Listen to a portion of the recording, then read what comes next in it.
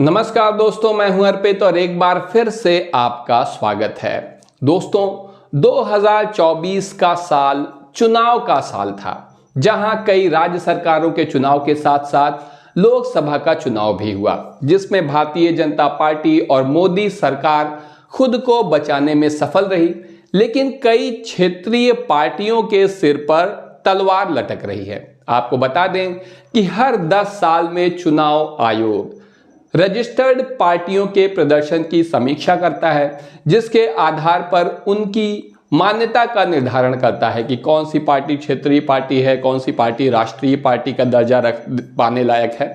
तो इसी का एक बार फिर से 2015 के बाद 2025 में चुनाव आयोग समीक्षा करने जा रहा है और कौन सी वो पार्टियां हैं जिनकी मान्यता समाप्त हो सकती है, समाप्त होने जा रही है, ये हम आपको इस लिस्ट में बताएंगे। 2 पार्टियों का तो दफ्तर भी छिन चुका है। कौन है वो पार्टियां? सबसे पहली पार्टी है आजसू, जिसका चुनाव चिन्ह है केला, और ये भारतीय जनता पार्टी की सहयोगी पार्टी है, झारखंड में चुनाव लड़ती है। आजसू के सुप्रीमो हैं या संस्थापक हैं सुदेश महतो, और इनके बारे में अगर बात करें तो आप देख सकते हैं कि झारखंड के हालिया चुनाव में आजसू पार्टी फ्लॉप साबित हो चुकी है। सुदेश महतो की इस पार्टी पर टूट का खतरा मंडरा रहा है। आजसू इस बार बीजेपी के साथ मिलकर चुनावी मैदान में उतरी थी, लेकिन उसे सिर्फ एक सीट पर जीत हासिल हो पाई है, यानी केवल एक विधायक है। खुद पार्टी के मुखिया सुदेश महतो, जिन्हें आप यहां देख रहे हैं, ये खुद भी चुनाव हार गए हैं।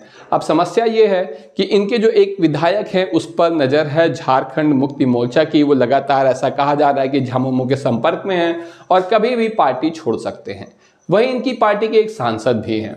एक सांसद और एक विधायक वाली आजसू की मुसीबत यहां झामुमो बढ़ा रही है। वहीं जयराम महतो की पार्टी भी लगातार आजसू को ही नुकसान पहुंचाने में जुटी है। चर्चा इस बात की भी है कि आजसू का जो एक सांसद है वो भाजपा में भी शामिल हो सकता है, यानी कि भाजपा की नज़र भी इनके सांसद पर है। एक ही सांसद हैं तो दल बदल वाला कानून भी लागू नहीं होगा, सांसद कहीं भी जाने के लिए स्वतंत्र है। दूसरी पार्टी जिसके ऊपर तलवार लटक रही है ये है दुष्यंत चौटाला जी की पार्टी। दुष्यंत चौटाला जी की पार्टी है। दुष्यंत चौटाला कभी डिप्टी सीएम रहे थे हरियाणा में। इनकी पार्टी का नाम है जेजेपी और इन्हें कहा जाता था किंग मेकर हरियाणा का। भाजपा के साथ गठबंधन करके इन्होंने चुनाव लड़ा था। भाजपा की सरकार, अभी पिछली सरकार में ये किंग मेकर की भूमिका में थे, डिप्टी सीएम थे। लेकिन 2024 का ये जो चुनाव आया ये इनके लिए बहुत बड़ा संकट लेकर आया।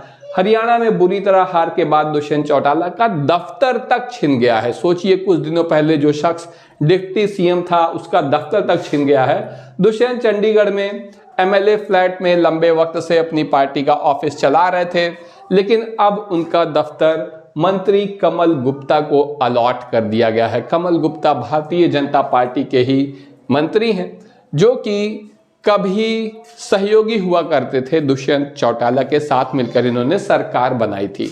तो भाजपा का सहयोग लेना बहुत सी क्षेत्रीय दलों को बहुत ज़्यादा भारी पड़ता नजर आ रहा है।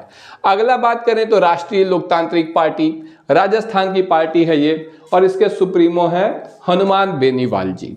इनके बारे में अगर हम यहाँ पर देखें तो राष्ट्रीय लोकतांत्रिक पार्टी की स्थापना 2018 में हुई थी।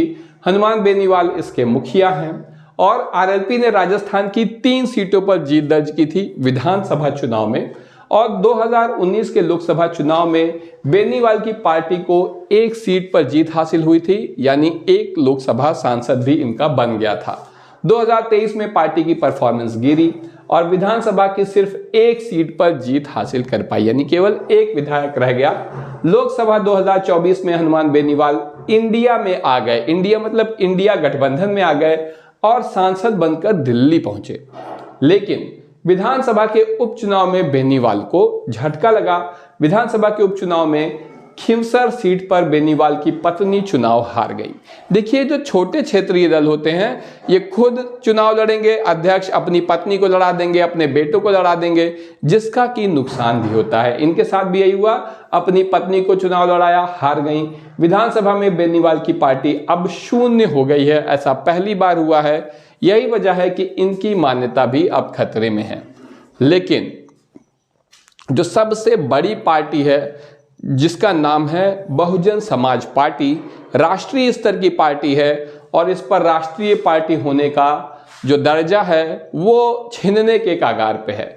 बसपा के बारे में आप सभी जानते हैं 2024 के लोकसभा चुनाव में बसपा को एक भी सीट नहीं मिली, यानी शून्य पर आ गई है।